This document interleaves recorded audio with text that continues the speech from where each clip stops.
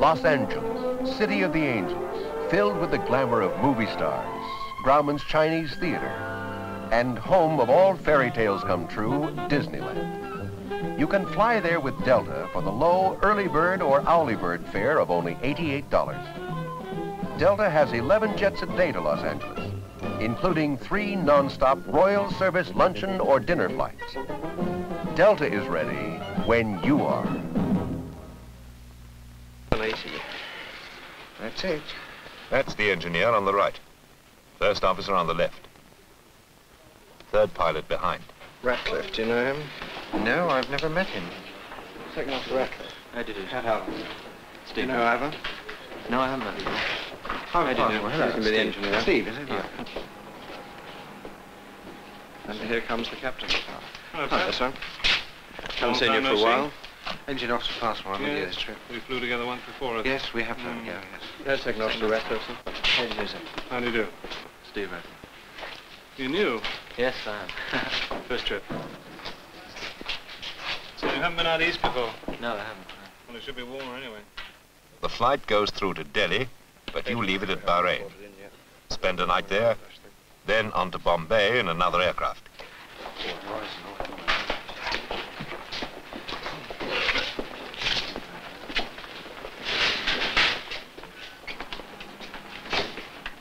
The flight rarely starts here. First, the captain checks all the data which has been prepared for him and makes his final plan. What's the weather like? It's all right in Bahrain. Beirut's all right. He checks the weather at destination, weather en route, It all looks fairly straightforward, doesn't it? wind speeds and directions, visibility, runway conditions. He looks at the all-up weight and decides how much fuel to take. Yes, we take 57,000. Load sheet or 57,000 load sheet. Piece by piece, you build up a complete mental picture of the journey before you go out to the aircraft. I think we'll get out to the airplane. I'll take Steve out and start the checks going. Yes, I'll be along in about 20 minutes. 50 minutes to take off.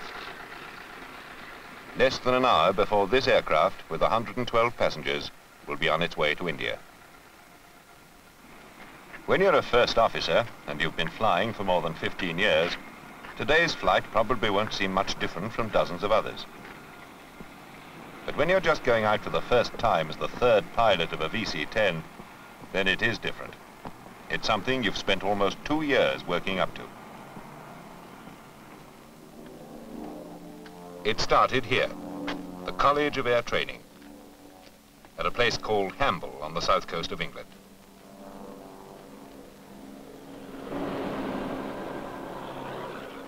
Getting in wasn't easy. Of all those who apply, only about 1 in 10 is lucky enough to come here for 18 months training.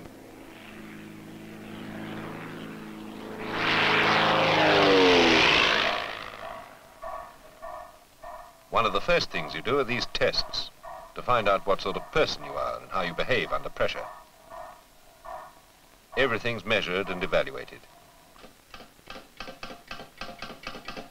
How quick are your reactions? How well can you concentrate? How consistent are you? They need to know all this and a lot more before they finally decide whether you're the sort of person that's likely to make a pilot.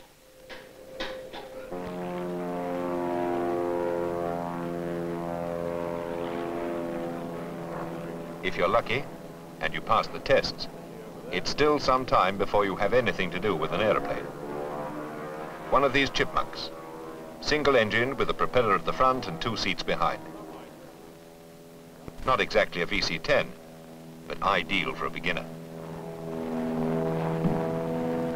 So you're not standing on the flat. Good. All right, now we'll just run over the various ancillaries in the cockpit. It's quite important you understand what these are because I won't be able to sort of lean forward from the back and do anything about it. One thing about any aircraft is that the controls are all basically the same. Rudder, elevators, ailerons. Every aircraft has them. Release, allow it to go forward. Yep. Would you like to lean forward and just put it on? You'll find it's quite easy. Just pull it. That's the idea. Now the brake's fully on. Now down on the right-hand side, if you look right down there, you can see a... You learn where everything is and what it's for. Then you check it. Make sure it's working properly. Now, if you like to step in the cockpit, and we'll put the harness on.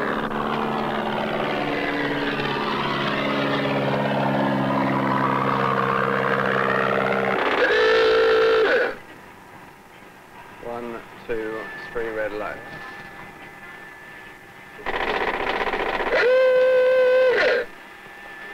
Stall light then. 1, 2, 3. Right, the stall system. It takes quite a time to go through all the checks on a VC-10. There are more than 200 to be done before takeoff. 2332 to pass you. Second one's a Pan American. Follow him for 28 laps. Checking on a right turn. Through north. Right turn checks on the port side. Right, flaps and slats are selected. And running. Generators. Paired manual split. Batteries are on. TRUs 1 and 2 on. HP cock. All run and locked. Booster pumps. All on. Pressures. Everything's checked. Engine pressure stabilized. From the moment the aircraft starts to roll, you somehow feel part of it. It's the same whatever it is. A VC-10 or a chipmunk. There we go. Keep it straight with the rudder. The nose is trying to swing. We're straightening it up. Yes. Stick going forward. Now the nose is coming down there. We're flying along. We're just about to come off now. Check back and hold it clear of the ground. Your first trip, you're only a passenger, watching somebody else fly the airplane. 60, 70 knots. Hold the attitude steady here. Wings level. Yeah. Positive rate of climb. Here is coming up.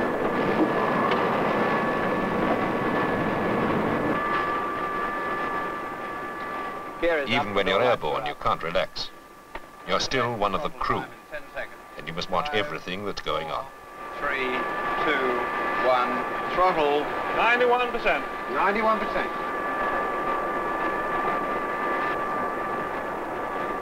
There we are, nicely settled. Passing about 700 feet now. Start our turn in. Pull back to about 1300 revs. A little bit on the high side, take off a little bit of power. Keep the nose in this attitude. That's the way we want to judge our approach. And the attitude of the nose related to the threshold. Ease off a bit more power, coming up to the boundary. All the power off. Gently checking back. There's a nose coming up. Ground getting a bit closer. Stick coming back.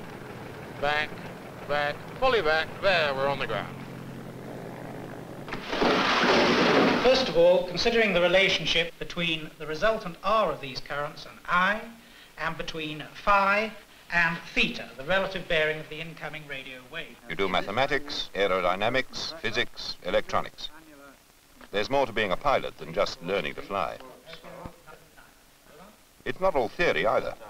There's the practical side of radio communications and air traffic control. Sorting out one voice from another and learning to respond to your own particular call sign. British United Sierra Quebec, Wilco out. London radar, Speedbird 780 on this frequency. Roger, good morning, Speedbird 780. Continue your climb to flight level 290, level by the Victor Romeo. Roger, 693, continue your climb to flight level 270. Flying out of London, you take your instructions from air traffic controllers on the ground. Speedbird 780, roger. Maintain flight level 290. Contact France Control 1355, over.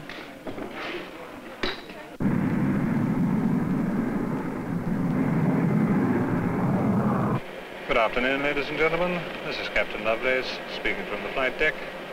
We're now at 25,000 feet, climbing up to 33,000 feet en route for Bahrain. We have approximately 6.5 hours to run. We go to Brindisi, Rhodes, Cyprus, Beirut, and Bahrain. Flying like this, now, it's easy to forget how different it was at first. I'm remember last time you were overcorrecting, your speeds were erratic, and you weren't lined up on the landing run at all. Now turn in quietly. Relax. You're overcorrecting. Don't try and look ahead. Try and judge the ground this time. Now just relax on the controls. I'm holding them far too harshly. Do this 2 or 3 times, and you begin to wonder whether you'll ever make a pilot.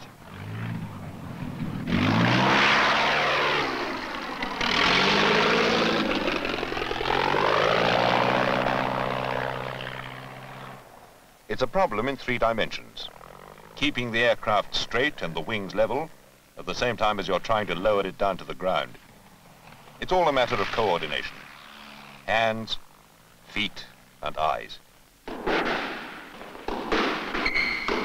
Practice helps. And so does a little encouragement. Now that wasn't a bad circuit. Let's see how you get this base leg and approach this time. Get your correct speed. Everything you do goes into the log. It's a record of every flight you make and how long it took. It's also a reminder of your first days in a chipmunk, when the aircraft still seemed to have a will of its own in spite of everything you did. Apparently he did quite a few things wrong, you know, tuning the radios wrong, and his headings were off, and heart keeping was bad, and he landed, you know, I think, that's it, good chop trip, you know, finished that. And Kenny turned around to him and said, yes, quite a good trip. But he said, I'm not a rubber stamp, you know. I like to look upon a chop test as if this chap were my son or my brother, you know. I think we're pretty safe now. You get through here, you're made, aren't you? Yeah, I think so. About 4 out of every 5 students who go to Hamble do eventually get through. But there's always the thought that you could be one of those who don't. Well, this man, in fact, you've already given him a change of instructor. Harry is the second. Harry is the second one. The first one found similar sort of problem. Going back in his report, I see that he had trouble on the Chipmunk in the early stages. Well, I found that he had a general inability to line up on the centre line of the runway on finals. This was a problem each time. And we've had similar problems to this before, because when they've gone to BOAC, they've been quite capable of carrying out an instrument approach. And then, of course, give them a visual approach, and this is where they have the problems, settling down. Quite suddenly, everything seems to come right. You find that you're flying the aeroplane instead of it flying you. And just when you've done 3 decent landings in a row, there's the moment you've been dreaming about for weeks.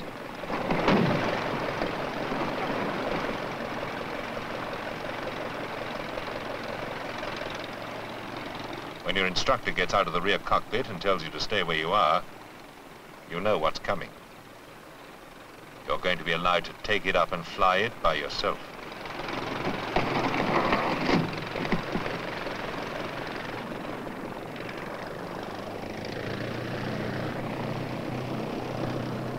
You'll be watching. All you've got to do is take it up and bring it down again in one piece. That's all. Trim, 2 divisions forward. Throttle friction nut tight. Mixture rich, carbine cold. Fuel cock on, flaps up. You're cleared for takeoff. Here we go.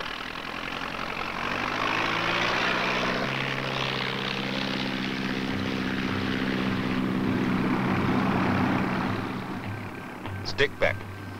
Coming off now. You're off the ground. You're up. You're alone. It feels marvelous.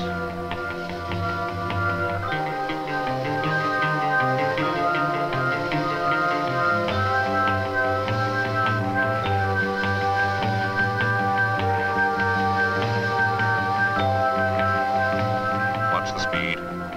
Look at the turn and slip. 2,000 revs. 50 feet too high. You're all alone. And yet, in the back of your mind, there's still a familiar voice. Coming up to the boundary. All the power off. Now I'm going to try and hold it off the ground. Gently checking back. There's a nose coming up. Ground getting a bit closer. Spit coming back. Back. Back. Fully back. There, we're on the ground. You've made it. First time. That's going to cost you a few extra bob tonight.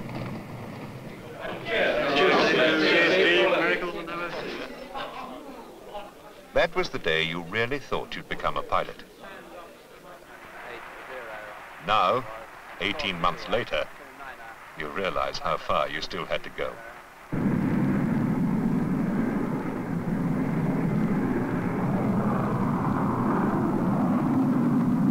Estimating the rack shot at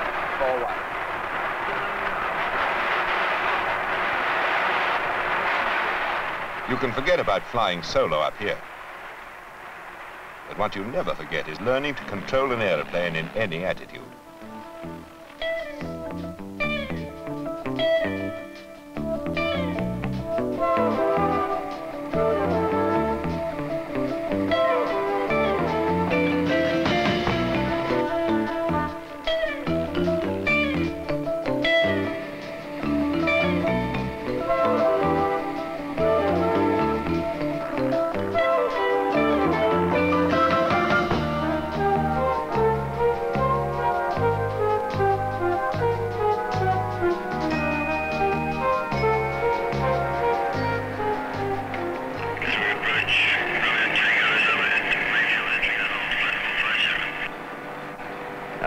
Roman Tango Gatwick, Roger, continue at flight levels 50 in the hold. Okay. You can't do aerobatics in a linked trainer. But you can learn about flying blind on instruments on the ground. So we'll need to subtract some time for wind effect. Right, now we have clearance to join the hold. It may not be the most exciting part of a pilot's training, but nor is it the easiest. It's when you move on to the larger, twin-engined aircraft that flying really becomes more of a science than an art. The Baron is not just that much bigger than a Chipmunk, it's very much more complex. Instead of a cockpit, there's a flight deck, with 2 seats up front and 3 behind, and most of the instruments and radio aids you'd expect to find on an airliner.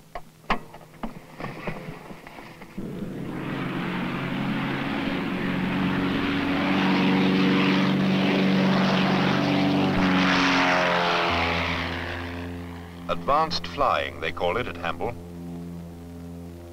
It's certainly different from what you've been used to. Apart from all the extra instruments, you have 2 engines instead of 1. And the retractable landing gear to think about. The hours build up in your logbook. Hours solo, hours dual. Hours on instruments, hours at night. You do more than 75 all told in the Baron.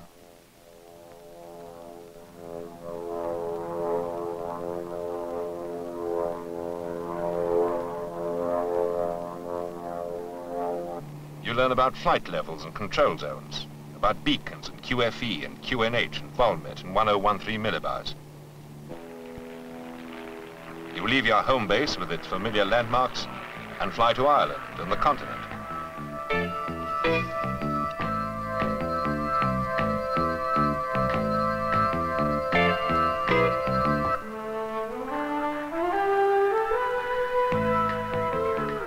Three hours out from London. Flight level 310. Airspeed 530 knots. Flying on across southern Europe towards the night.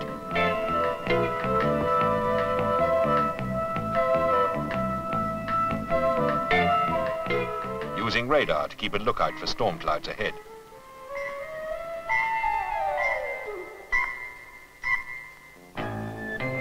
There was no radar in the Baron, but you're still expected to fly accurately, even when you can't see out ahead. There are the instruments and voices in your headphones to guide you. You fly on a radio compass, tuning onto the right beacon and listening in for ground stations. making sure you arrive where you want to be at...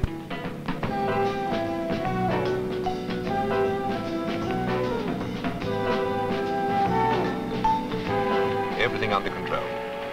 Captain on the left, co-pilot on the right, and an automatic pilot in the middle to make life easier. Cruising at 31,000 feet, listening in for the next control point. Well, we've got about 19 minutes to road, is that right? That's right, yeah, from now. Well, how about getting our young Mr. Radcliffe to do some work? About time? Certainly. It's more than 3 hours since you took off from London. All that time you've been sitting behind two men, watching them fly this aircraft without the slightest fuss or bother. Now, as third pilot, it's your job to step into the right-hand seat and take over as co-pilot, without anyone noticing the difference.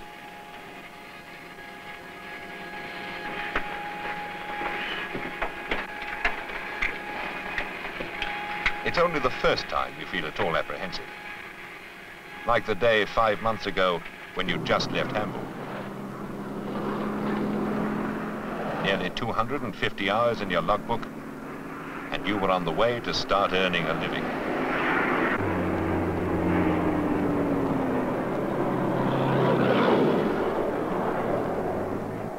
Russ, straight into the camera, please. Right still. Right, next one, please. You were not the only one to start that day. Penwell.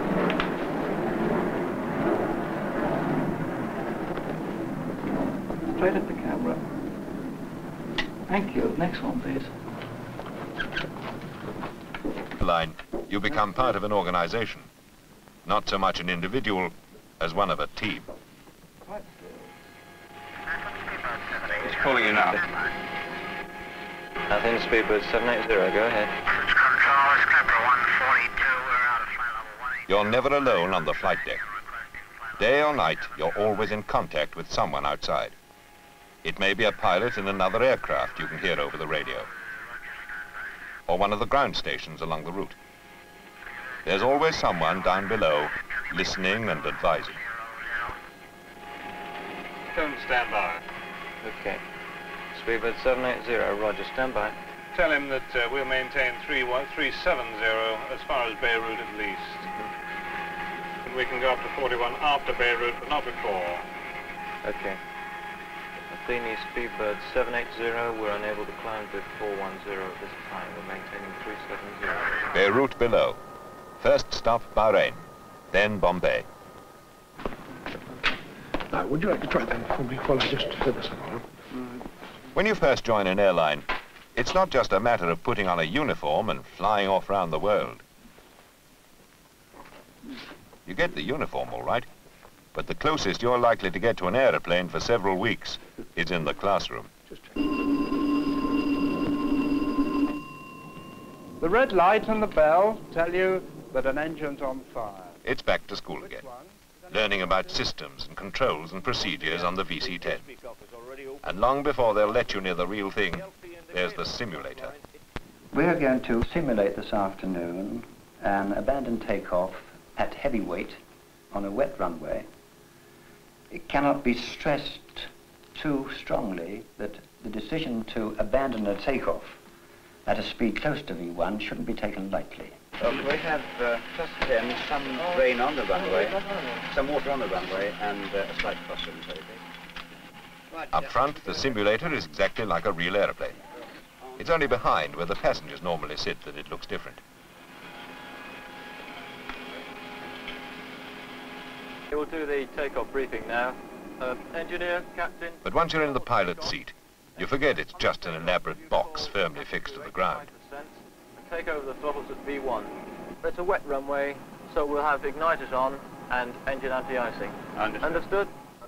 Okay, before takeoff check. It looks and behaves just like a real aircraft. Noise, controls, movement, everything. And apart from flying normally, it can be made to reproduce just about every emergency anybody's likely to think of. Heat's going to high and checked. Pitot probes all on. Probes checked. And checked. TPI checked 4.5. Rudder trim 0. HB stop valves. Shut. Engine anti-icing. On. Igniters. On when we roll. Doppler is set. Transponder is at You work in pairs, taking it in turns to do the captain's and co-pilot's jobs. Okay, stand by for takeoff. Standing by.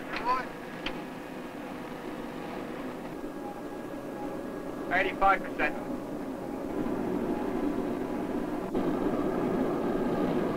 Full power check. Airspeed building. 80 knots. Airspeed building both sides. 80 knots. Engine failure. Abandoning takeoff. First power.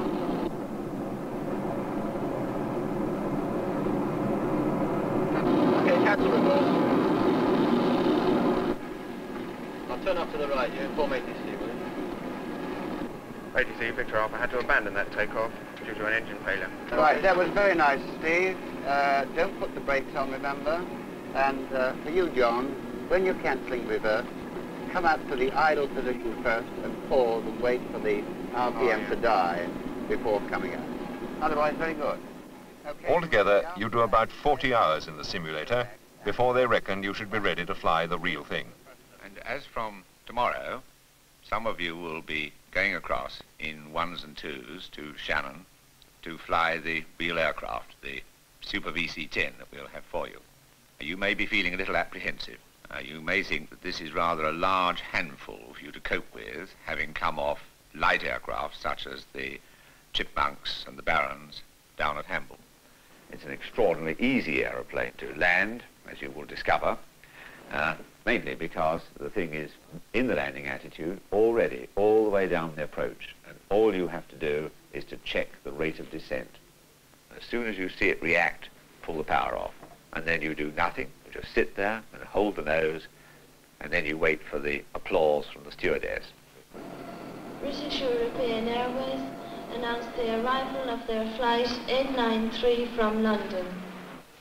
You arrive at Shannon on the west coast of Ireland one Sunday afternoon as 2 passengers on a normal commercial flight.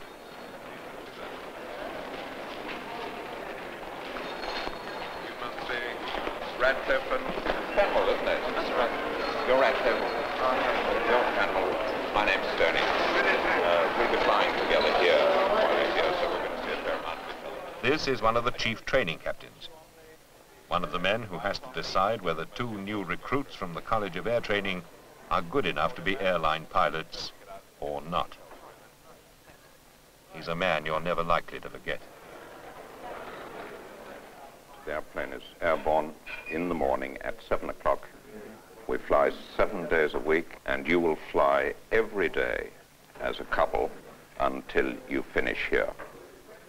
As far as landings go, and this is obviously in large measure depends on you yourself, but I would say probably not less than 25 or 30, could be as many as 40. We're not terribly interested in numbers. What we are looking for is proficiency, that you can do it, and above all, consistency.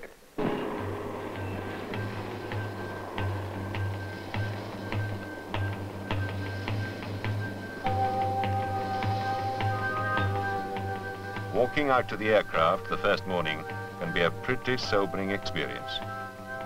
You realize how far you've come in 2 years. Not just from Hamble to Shannon, but from Chipmunks to a VC-10. And in a few minutes you're going to be taking it off, flying it, and landing it yourself.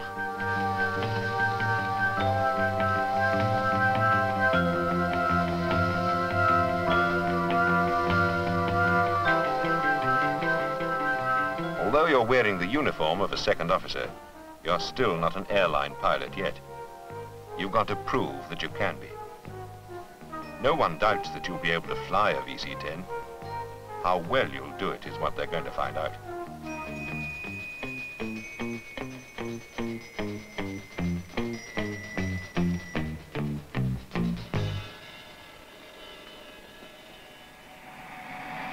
This is it. 150 tons, more than 150 feet long, and taller than a house. All set for takeoff. It was Penwell's turn first. Probes going on. Probes checked. TPI and rudder trim is 0. TPI is set to 4 degrees. HP stop valves Are shut. Igniters not required. Are off. Doppler is going on. Transponder is set as required. EOS before takeoff check. Is complete. Right. Stand by for takeoff.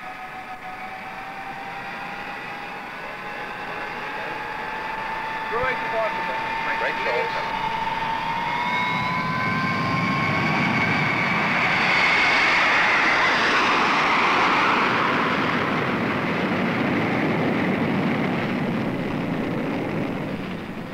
$80 knots. Your control.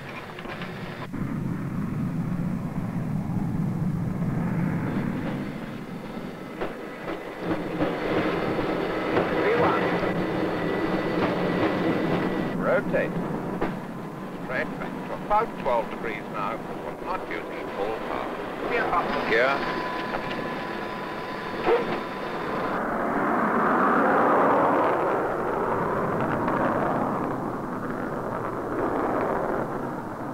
Don't let the airplane fly you, you fly it. Accelerate slowly through to about 205 knots.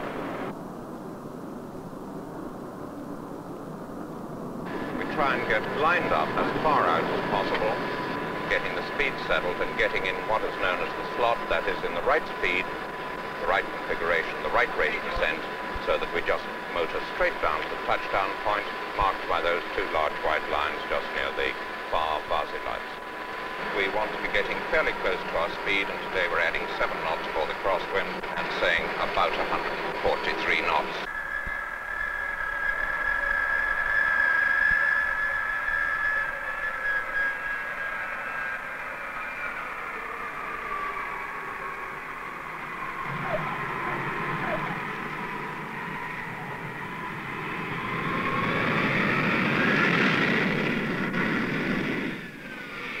Watching someone else land it for the first time, it looks easy, but you still have to find out for yourself. In the glide slope. Watch that speed, tending to drop very slightly. 300 feet. 82%.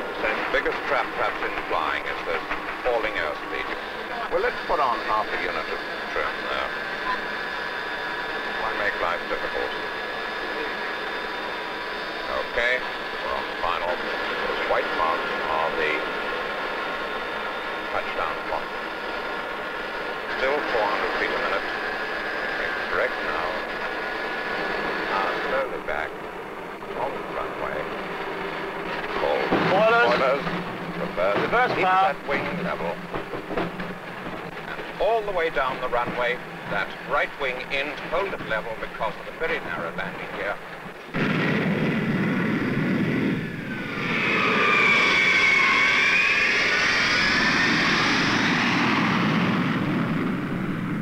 Rotate. Very nice.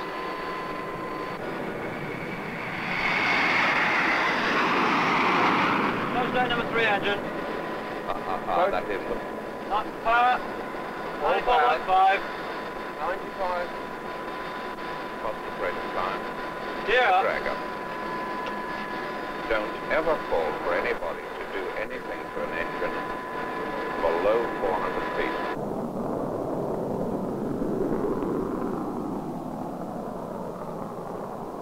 Because the airplane is so stable, be able to take your hands off and never be afraid to do this. I've left it in a turn. Up and round and down and up again. You do it so often you lose count. You fly it every day, on into the night.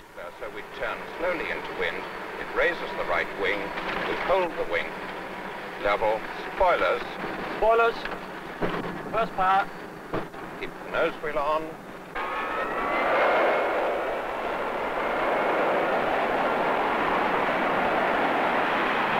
How many more trips would you say have we got to go? This is, keeping it again in round figures, is about halfway. I would think that 3 days, you know, given weather like today, for instance.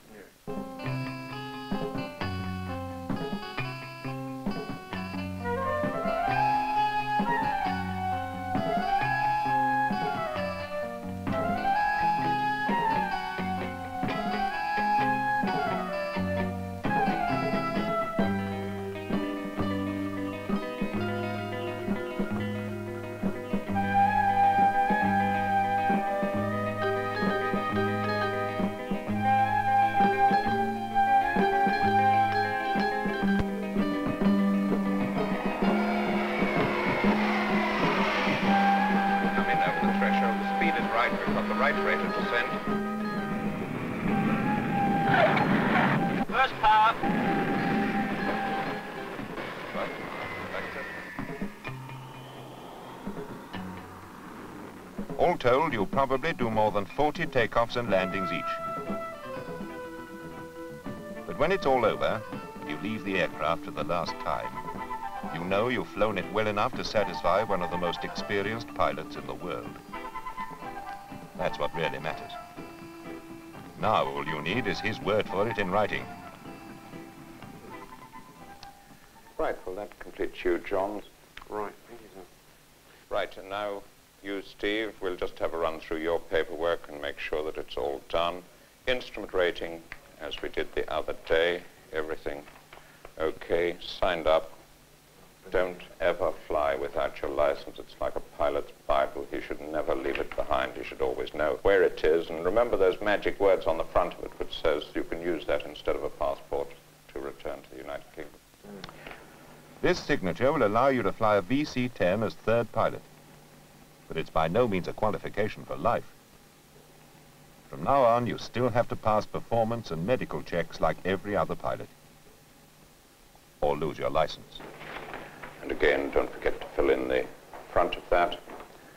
I've no idea where your route flights will be, but generally speaking, the first flights tend to be the longer ones in order to get more sectors. So this is likely to mean they're certainly not Atlantic flights, but they tend to be either to South Africa or to the Gulf, India, Far East. You do go east. First to Bahrain, then to Bombay. But it's not so much where you go that matters as the satisfaction of getting there, of being one of the crew and doing one of the best jobs in the world, and knowing you'll be going on tomorrow from where you left off today.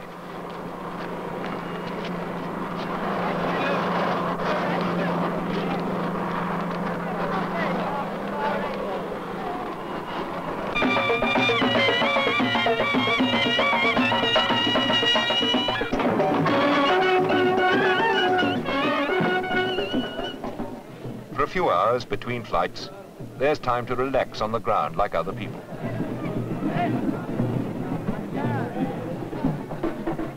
But it's never long before the next flight is due to leave for somewhere else. The sector, favourable or unfavourable? Unfavourable sector, 1 pound per 1,000 kilos. Well, we take flight plan fuel on that one. And the flight time? Right, I'll see you in about 45 minutes. All right, we'll see when you come up. Fine. Bye. Bye-bye. Bombay, Calcutta, Singapore, and Tokyo. London, Hong Kong, Rome, New York. You visit just about every place on the travel agent's books. You start work in one place and end up in another. There's not many people about here. Still, it's a bit early. A bit early for them. It's a time change. It takes a bit of getting used to. Well, tomorrow we'll be back here again. Yes, indeed. That's 13 hours off altogether. At the most. That's airport to airport. It's about to get the shops in Singapore. Young Steve's camera.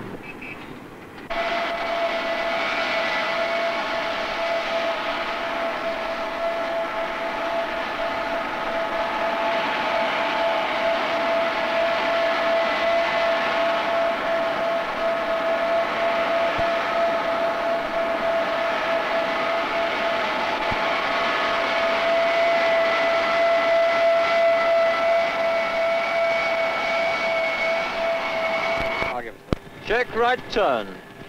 Right turn checks on the port side. TPI and rudder trims. 0, 4. HP stop valves. Check. Engine anti-icing. Off. Igniters. Off. Doppler. Here's on. Transponder. Complete. Full takeoff check completed. Standing by. Standing by. 85. Check full power. Checking.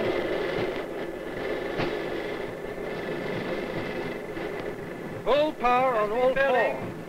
80 knots. High stick. E1. Rotate.